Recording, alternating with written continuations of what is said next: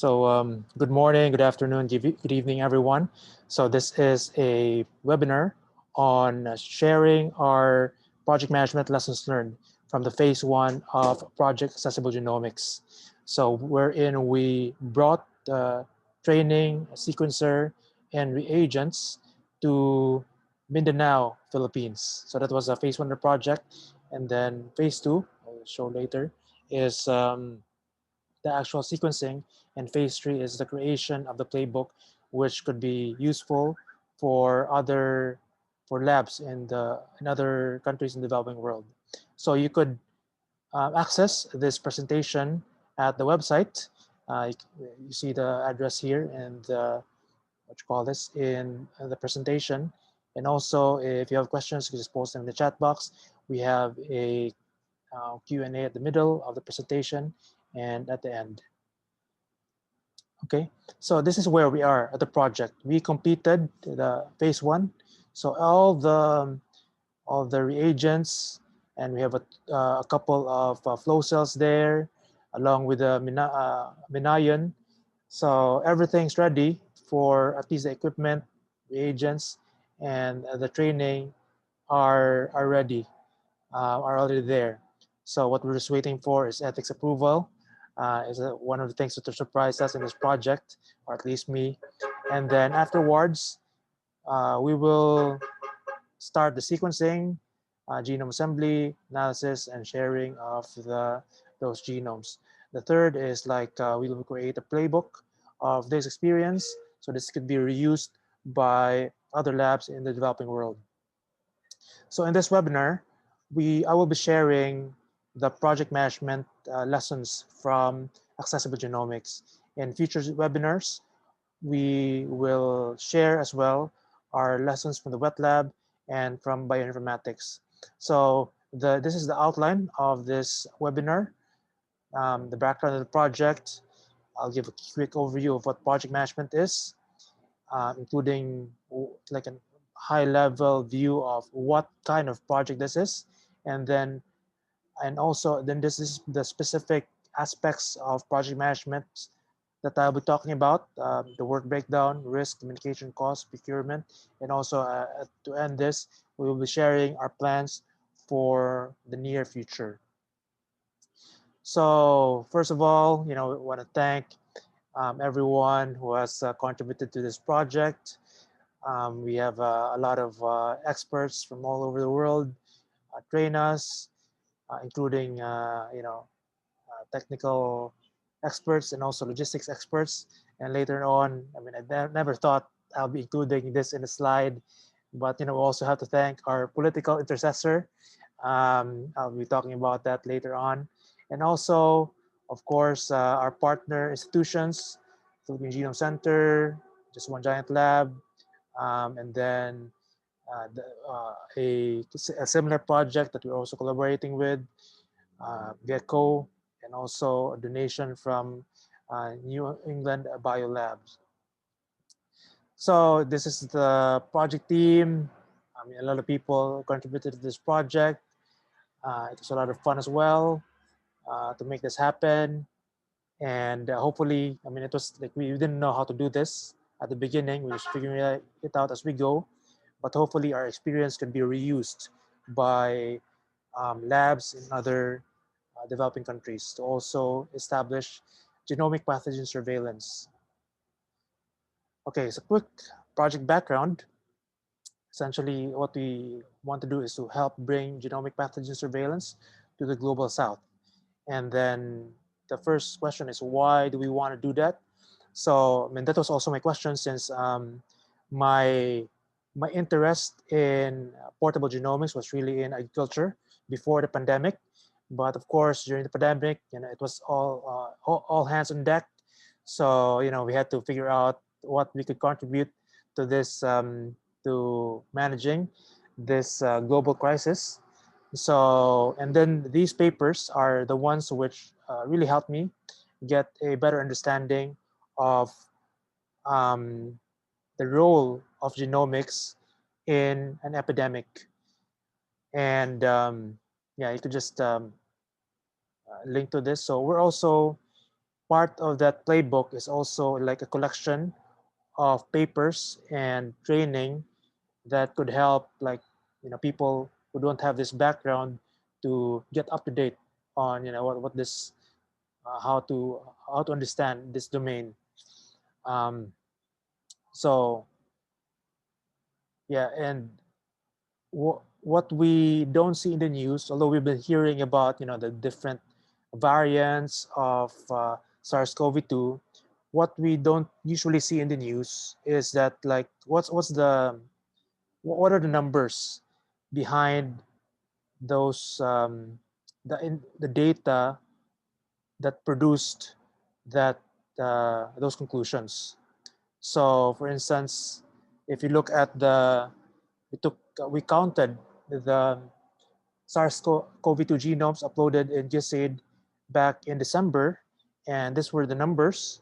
So almost half came from the UK, and from the rest, one third came from the US. So it's no wonder that the quote unquote UK variant was the one that was discovered, because they're the ones who have the numbers to discover a variant of interest. So we don't really know what's happening in the rest of the world, because we're sort of blind in this sense. We're not in the Philippines, for instance. The number uploaded to GISAID is back then it was 30. I checked a few days ago, it was 40. Um, if I'm not mistaken, it's almost 1,000 actually in the Philippine Genome Center. Last month, I think they reported they have already sequenced 500. So, but they haven't been uploaded yet to this global repository. So, but the I guess the positive way of seeing this is that maybe this is like mobile phones.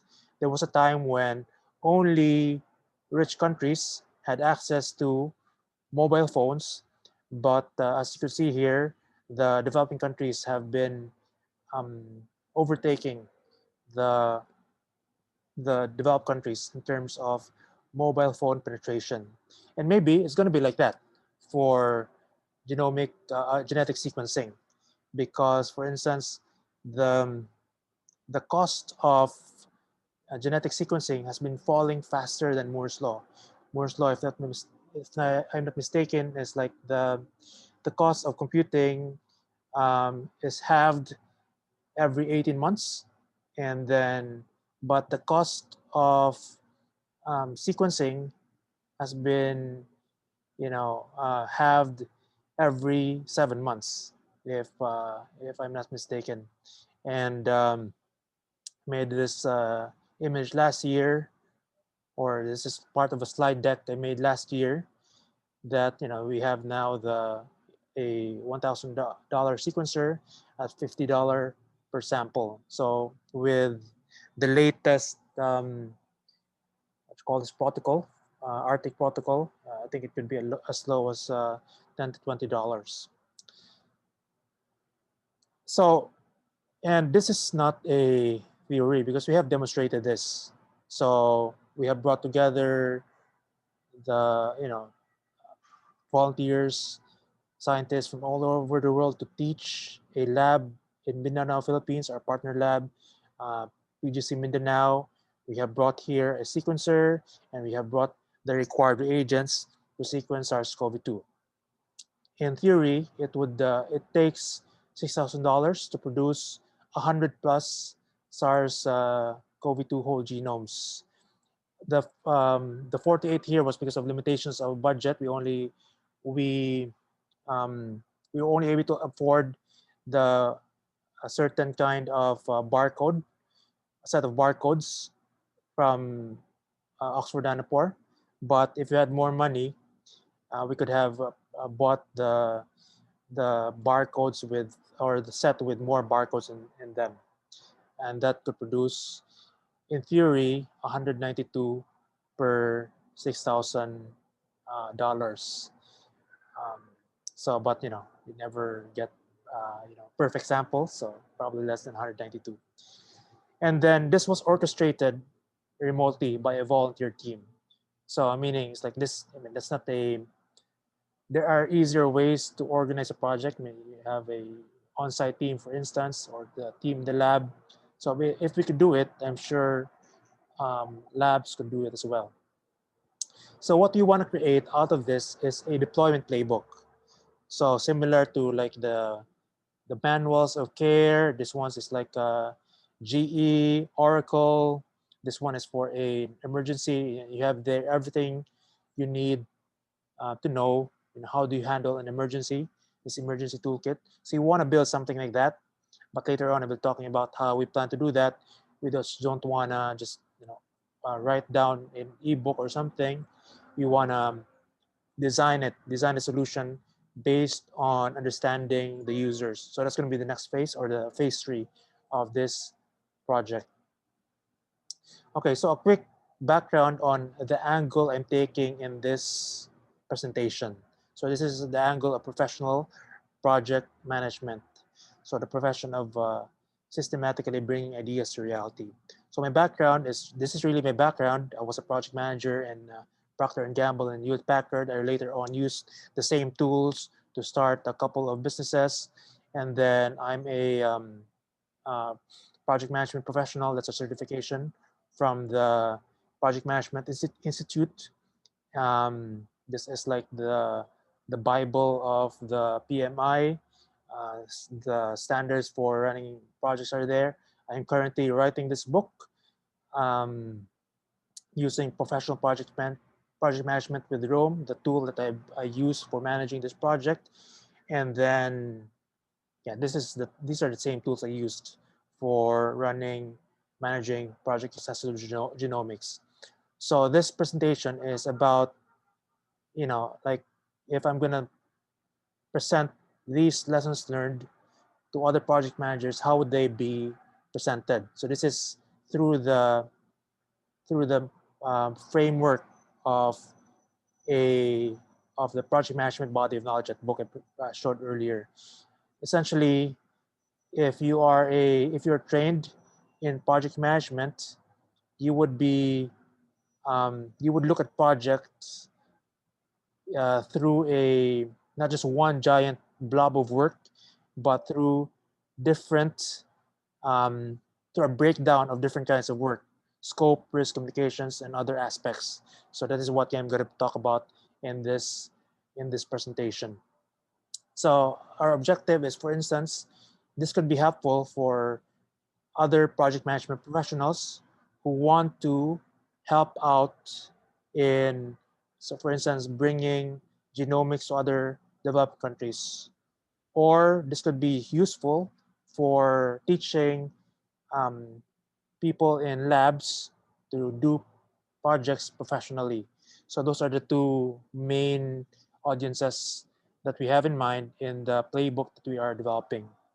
So just a high level observation as a project manager, what kind of project is this?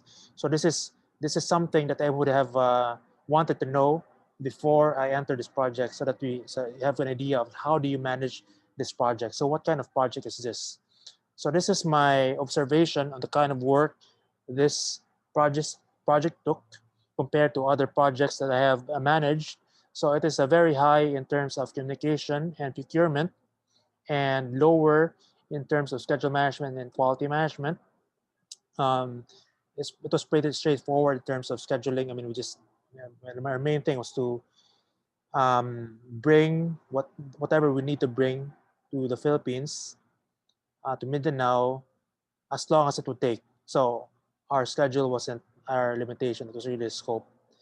And then quality, this is pretty straightforward as well in terms of you know, making sure that we have the right training, we have the right equipment, and we have the right um, consumables for this project. The rest are sort of normal in this project. So this is something that might be useful for future project managers to just to anticipate what kind of work this project would require.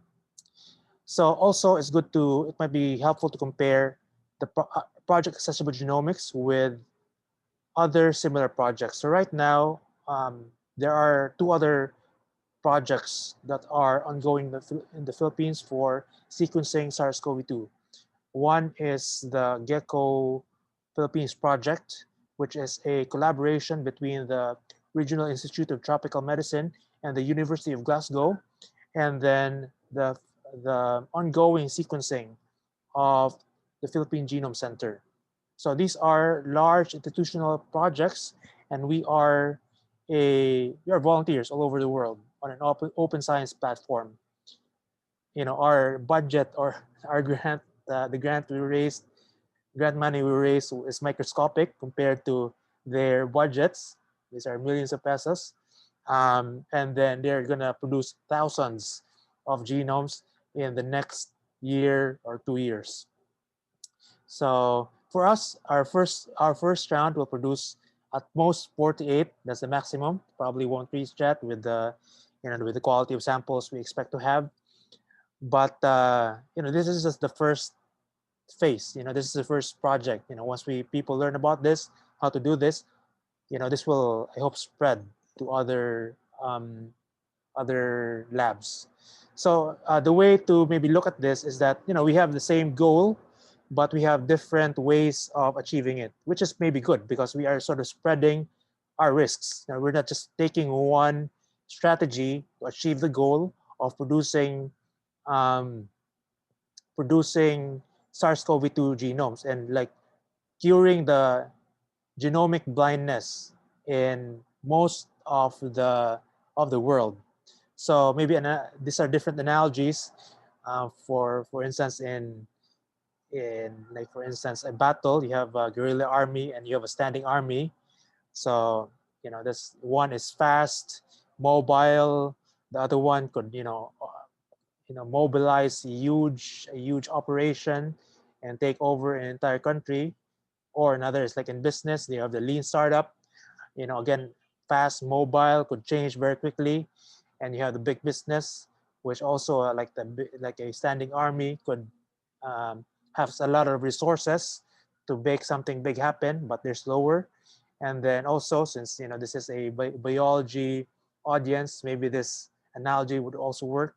The R selection, like species which produce a lot of offspring, like mice, or a lot of insects are like that as well. Or the K selection strategy for instance humans and whales. You have like a few offspring which you take care of very well. The R selection, you have a lot of what you call this, low survival rate, although you have a lot of offspring. And K selection is high survival rate, but you just have a few of them. So different strategies. So this might be useful for each strategy, could be useful for different situations.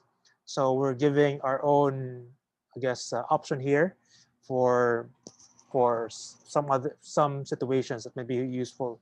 This, for instance, imagine some private hospitals may find this useful, and many local governments who could not be part of the bigger sequencing projects, and they want to do this on their own.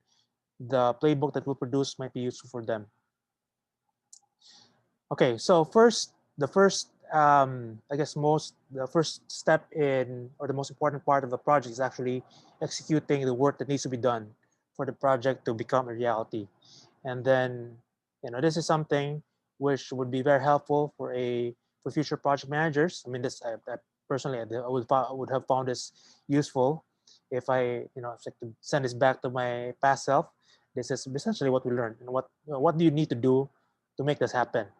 So you need to partner with the local lab. If you are not already that lab, you need to build a team. And then these are different kinds of what you call this, professionals, experts you need in your team. You have to train your team, particularly in the library preparation protocol and bioinformatics pipeline. And then maybe one important thing is that if this is your first time to sequence, it's good to practice on use of flow cells. So thankfully, um, RITM lent us their dead flow cell for us to practice. So because you only have two shots at it. Like you have two flow cells from the starter kit of Nanopore. So you don't want to waste those shots. Raise funding, you have to source samples and ethics approval. um, the logistics of equipment, and the actual sequencing, and then setting up ongoing operations. So as I mentioned earlier, there were things that surprised us. For instance, it turns out ethics approval is quite a long process, and also it seems that it also takes some money, and also the importing of equipment and reagents is surprisingly difficult. I'll talk about more later. So yeah, this is the work we underestimated, and not in terms of amount of work, but just the difficulty of making these happen, or the time it takes to make this happen. Um, at least in the Philippines, it turns out, and if you sequence anything that comes from a human, including like a sample, a viral sample, you need ethics approval, and it's a maze-like bureaucratic process. I mean, myself, I don't understand it. So our partners in PGC are handling that. Um, so yeah, we're waiting for that. Um, the only thing we're waiting for right now. So if we had known this earlier, we could have started it earlier. Also, the importation of equipment reagents. So for instance, like we almost lost our second flow cell and our barcodes because customs didn't want to release them. And it turns out you have to be an official importer or something like that for you to do that. But it's weird because like our first package came in without any problem. The second one was held. So this is it's another mysterious part of this project. So in the next time we're doing this, we're gonna work with a logistics company. Perhaps we'll have the packages delivered in a more help in a country with better rule of law, delivered it there, and then have all those things brought to the Philippines along with all the other packages that they normally these logistics companies normally bring in. So they're not like they don't stick out like a sore thumb there. Like what's this science equipment related to COVID or whatever. So they're just one among many packages that a logistics company brings in to the country. Or another option is like one of us just goes to Singapore or Hong Kong and the brings in the reagents and equipment, the sequencer, and hand carry it. Like most university researchers, that will just cost us like $200 for a back and forth trip to Singapore or Hong Kong. Okay. Quick question. Any questions before we move forward to the next half of this presentation? I have a question. Yes, Senator. So I used to be a project manager too, and I'm finding that my project is expanding and I'm going to be adding more people. You mentioned a tool that you use called Roam. Why? So two parts. Why do you use that tool, and are there others that you can recommend for working with a virtual distributed team that's very complex? Mm-hmm. Yeah. So the reason I use Chrome is because I'm already using it for other aspects of managing work, and also I was curious if it could actually be used for project management. And now it's like it's if you're using it already using it, it's a useful tool, but it might not be worth it if you need to learn it. So the other tools I used in the past for managing project include like the usual ones like Asana and Trello. Those are the ones which I usually use. But for instance, in terms of but those tools are really more of teamwork tools, collaborating with your teammates. Right now we're using Slack as well for Joggle. And then, but if it's gonna be like, but for planning, conceptualizing the project, I used to use a lot of mind maps and spreadsheets. So Rome was really like a replacement for the mind maps and spreadsheets because it's actually a tool for it's called a note note taking tool for thought. It's a Hmm. it helps in thinking. It's a tool for thinking. Um, I could send you a link later on some things I've written about it and how I use it for project management. I'm actually Yeah, that'd writing be a book great. Yeah, because about I'm a that very right visual now. person, so Yeah. that would help. Cool, cool. That's cool. Okay. Any other questions? Cool. Anyhow, if you have questions, you can always place them in the chat box, and we'll have another Q&A at the end of the presentation. So next aspect of the project are the risks. So these are, just avoiding risk. That's the minimum for a project manager to be successful in a project.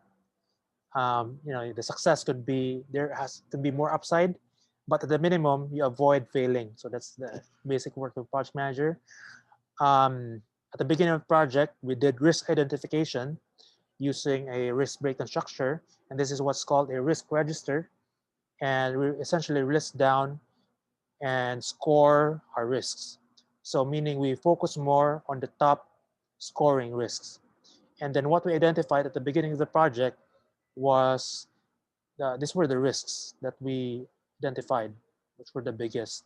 We were fearing that this could be like we bring in the training equipment reagents and they will just be there. I mean, I think you've seen this in other projects around the world.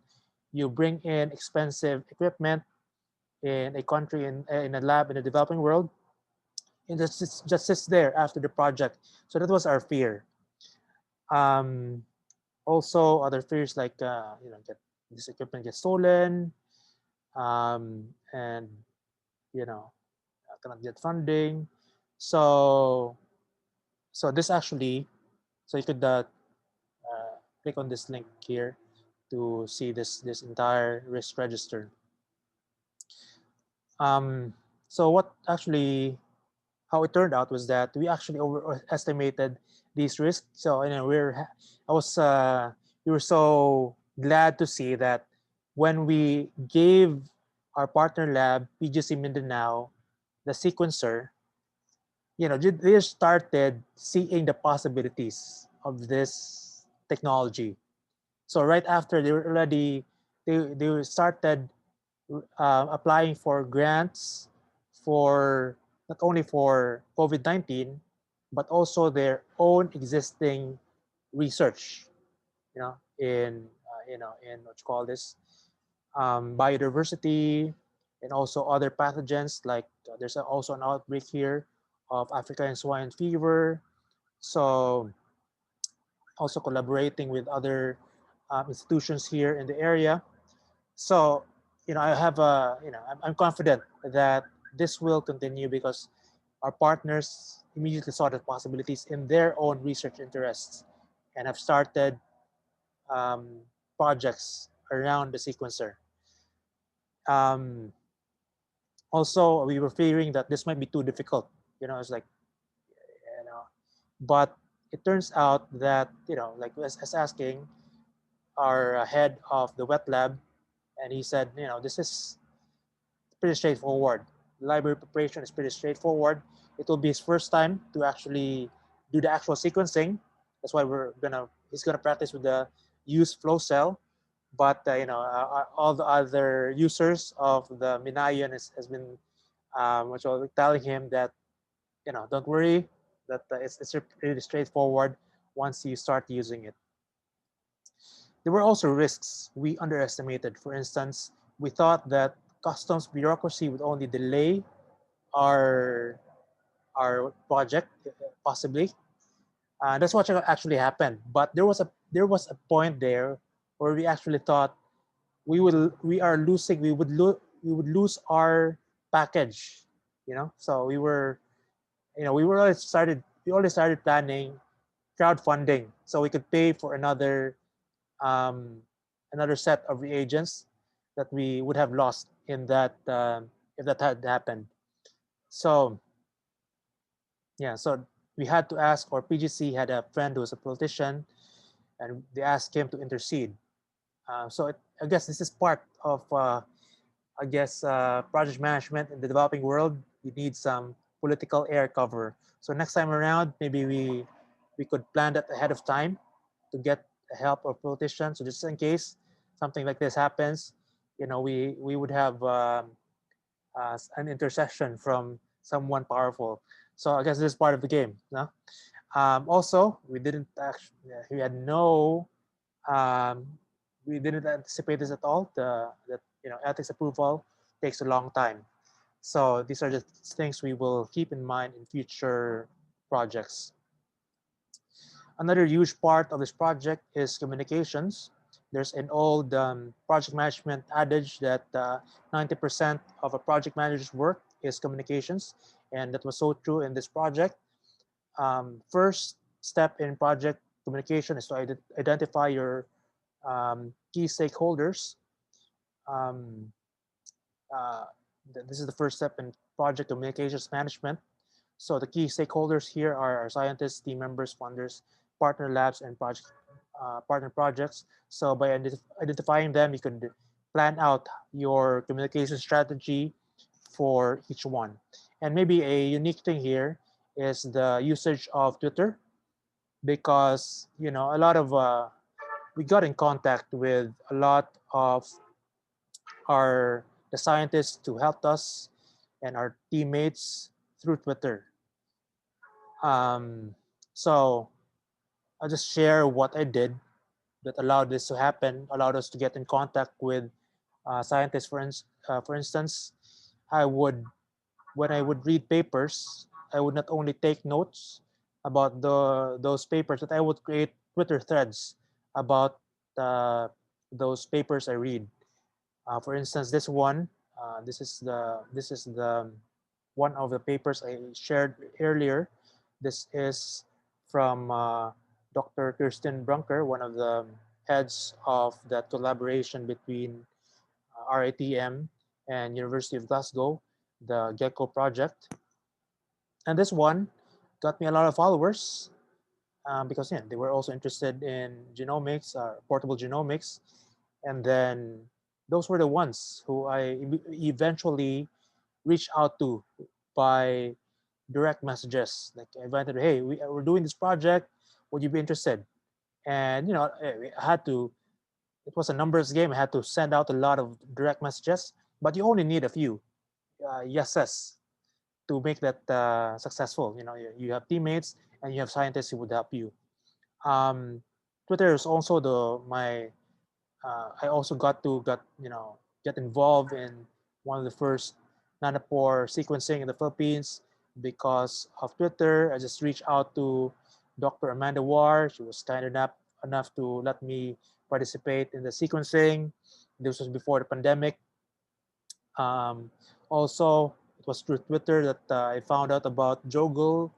So, just following all these scientists, people interested in open science, really helped.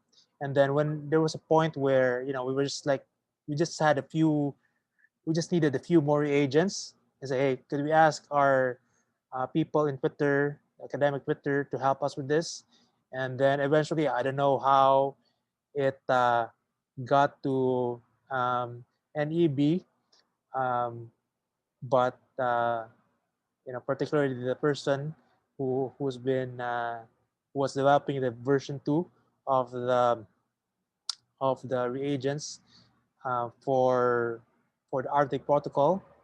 I believe she's here right now, so thank you so much for that. Um, but that happened. So so this is key in communications management for this project, Twitter. So also, it was helpful that I had a network of local labs in this part of the country and other parts of the country. Since I'm still in the middle of my master's degree, and I already was like looking for labs to collaborate with for my thesis, and I was already talking with PGC Mindanao, back in 2019 before the pandemic. So it was just a matter of like continuing the conversation once we started this project. Um, Fundraising. Well, this is like this is communication work as well because it's a lot of writing, trying to persuade, trying to convince your funder that this project is important. We are weak at this. Now, we only raised 1,500 euros, but and it took 6 months. But we still managed to make it happen with 1,500 euros. But imagine if we were good at this. We could have maybe equipped more labs, which is actually the next projects. We'll see how we can do this for other labs in the Philippines and also help other countries with their experience. Um, so we're sharing these grant applications. Maybe other folks could use this, reuse this for their own grant applications. This one was for Project Accessible Genomics. This is what we use essentially for Jogo. Um, and this one is like based on our experience right now. What would it take to to equip a another lab? So I think we could do it within 30 days, kind of get from 0 to 100 plus SARS-CoV-2 whole genomes for a lab. I'll talk about it later, that particular project. So costs, so this is a cost breakdown. So essentially, you have here different kinds of labs we anticipate we'll be working with. So the best kind of lab is the one which is already well equipped but don't have yet a sequencer. And that is the case with the PGC Mindanao. So, but in their case, it was even less than 6,000 because they had some of the reagents and they had like all the required equipment there. So, and then with the donated reagents, we were able to just spend less than 2,000 euros. So we had to add a bit to the what you call this the what was given by the was just one giant lab. So if so, this is the best case scenario. But if the lab doesn't have a PCR machine or a qubit, so you have to add 3,000 euros, dollars, and then if like there's zero equipment, you have to start this from scratch. Our estimate is $22,000, but there's some caveats there. This is based on like if you're gonna do the what you call this handling of the live samples yourself, you have need more equipment. Therefore, it costs more. But that's another way to reduce costs is to partner with other labs who could handle the isolation of the RNA. So this is the overall cost breakdown. Most of the cost is equipment. Um, the actually the reagents and the flow cells are really just around $6,000 or less than that. And then here you can see here this is like these pie charts are from each of these sections. So for instance, the reagents and two flow cells. Um, yeah, so this one, it seems to be much cheaper now with version 3 of the Arctic protocol. Um, in the paper, based on the protocol or on that protocol, I think they presented that this is just around $10 per sample at this point. Yeah, with better reagents. So, but we'll find out. This will be one of the next webinars on our experience with actual cost. So these are just the budget, and then equipment and containment. So this one is based. So the Arctic protocol is based actually on the Ebola sequencing um, by Josh Wick. So maybe you don't need many of these. For instance, a biosafety cabinet may not be needed if, especially the BSL-3 level biosafety cabinet, if you are just going to handle the isolated RNA. Consumables and disposables. And this was I just copied like that Ebola protocol or the bill of materials from that protocol. And this is probably going to be much lesser than this. For instance, like their lab gowns there cost them $700. In labs here in the Philippines, it's unimaginable for you to actually spend that amount for what you call this lab gowns, especially if you're not going to handle live samples. And then cold chain and power and storage. If you're gonna work with an existing lab, they should have something like this. You don't doesn't need to be totally portable. I mean, you could. It costs more to actually to do the sequencing on the field, but in this case, it's probably a better option to do it in lab. So we'll update this breakdown of costs once we actually are done with the sequencing. So a cost we didn't anticipate was the delivery. It cost us $250 per 2 kilogram package. You can see here all the receipts from our cost tracking. So we'll see if it's going to be cheaper to just send it to Singapore or Hong Kong and have a logistics company bring it. Um, well, another thing we have to thank NEB for is like that they also used their existing logistics channel to bring us the reagents they donated. So they have their own distributor here. So and then they normally bring, I imagine, a lot of reagents through to that distributor. So like this is just one other package that they sent to the distributor, and the distributor just sent the package to us locally. So and they were already existing. Or PGC was their existing customer, so it was just like another favor. Did PGC just send them those reagents? So I don't know. Maybe there's another pathway we could bring in the equipment and reagents.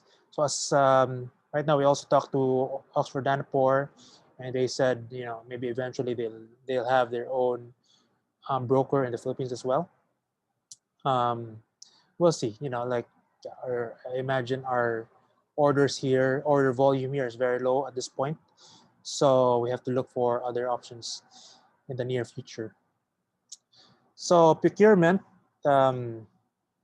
is as I mentioned earlier, this was a bit of a challenge. It's almost we almost lost a package, but this is what we've learned in that project.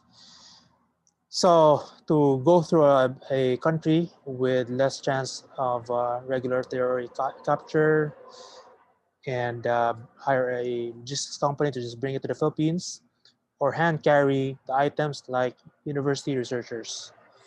And then we should arrange political air cover in advance, just in case something like this happens again, and then to budget for it. So that's our takeaways from this one, and also just to keep this risk in mind. Okay, so what's next for Project Accessible Genomics? So, of course, phase 2 and phase 3. So, we're all set, almost there. For phase 2, the wet lab team will practice with the used flow cells this Friday. Today, they're doing quality test QC for the Minayo that just arrived, or who that already arrived last month. Um, and then we're just waiting for the ethics approval. And we might just also first sequence wastewater samples because that doesn't require ethics approval. So we'll see. It's up to the wet lab team what they want to do there. And then phase 3 is based on the experience of Project Accessible Genomics. We will produce a deployment playbook that will be helpful for other labs. So the playbook doesn't necessarily have to be a book. So we don't know yet how it will look like. It could be a book, but we want to use some sort of design procedure, design methodology to create that output. I think this is user-centered design or design thinking to really understand the users. And our users will be, for instance, labs in Africa, labs in Latin America, or other labs in Asia, to see what they really need and what's the best tool for us to transmit this experience to them, to help them also establish a genetic sequencing lab. Right now, I think maybe there could be a community, there could be training, there could be a manual. We will see. We will see what will happen. It's going to be phase 3. And then also another specific project we're aiming to do is what we call Project Resolve. So someone asked me, so if you're just given money, how fast could you produce whole genomes and upload them in a global database like USAID, for instance? So I think based on our experience, we could do it in 30 days, 0 to 100, as long as we already have the equipment here in the Philippines. So maybe that could be ordering them and in advance, storing them, for instance, in a lab like PGC Mindanao. And once there's a what you call it, a lab that already has ethics approval. So that's what going to be our requirement for a lab to join this project. So you have to have ethics approval. Once that's done, we go there, we train them, and during the training, we order the sequence. So within 30 days, that could be come from 0 to 100 genomes uploaded from that lab. So this is like second degree. So the first degree is that a global project brought in the know-how and the tools to southern Philippines. And then second degree is that that lab there would start sharing the know-how and also the equipment to other parts of the country. So I hope we could replicate this in other countries as well. We will try to do crowdfunding. So we already thought about this when we thought that we had lost the package in customs. So, but we'll continue with this to see whether we could raise $6,000 at least through crowdfunding. You know, and then if this is successful, it means that this could be replicated by other countries. They have their own networks. When I talked to one of the people running a crowdfunding platform, they said that 80% really of the donations comes from your network. So so our network is going to be a different network than say a lab in Nairobi. Yeah. So they will have their own network. They will raise their own crowdfunding crowdfunded donations, and yeah. So we're just going to share our experience as well. If this is successful, or even if this is not successful, perhaps that those lessons will be useful as well. So this is one of their next projects, crowdfunding. I guess a related set of projects which we're not really involved in but would benefit a lot from are these tools which would allow labs to assemble genomes and analyze them without a bioinformatician. For instance, if you have a wet lab team, um, either you don't need a bioinformatician or the bioinformatics know-how could be centralized because it doesn't need to be on site. So, for instance, in the Philippines, perhaps the bioinformaticians could come from PGC and RITM, and then we could help other labs. But if we have better technology, like these different groups are trying to build one right now. I think Edge is already up. I could already use Edge Bioinformatics, and BugSeek is already also running. IDC can just say they're also, I heard, developing their own tools. So, if we could just use these tools without the need of bioinformatician, it will make deployment much easier, a lot cheaper as well. Another thing which I really want to do is to bring genetic sequencing to Philippine schools. So I thought, right now I think the main bottleneck really in deploying genomic pathogen surveillance across the Philippines is not equipment. I mean, it's straightforward, really. I mean, it's just difficult, but you just need to bring it to the Philippines. What's lacking are the you know people experienced in molecular biology, you know, people with wet lab experience, and also bioinformaticians. So, but imagine if each biology or medical student gets the chance to sequence an organism the way right now engineering students have the chance to program software. So imagine you produce so many possible um, uh, wet lab experts and bioinformaticians. So you will have a source there. So I want to work on this perhaps after the pandemic. This could be the next thing I could work on. So that is the end of phase one, but this is just the beginning of our journey. So thank you so much, everyone, for being part of this project. So we could have our Q&A now. If you have further questions after this conversation, you could ask. You could take a look at the website and also message me at my email here or via Twitter. Okay. Any questions?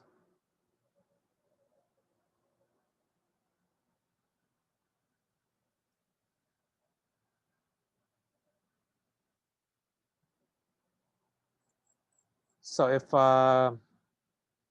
there are no questions, then we will see. Stop share. So you could always ask in Twitter and also in by email. So again, thank you so much, everyone, for participating in this and this webinar. And I'll be posting the video of this, which we could share with others, the people you know. All right. Thank you so much. Goodbye, everyone.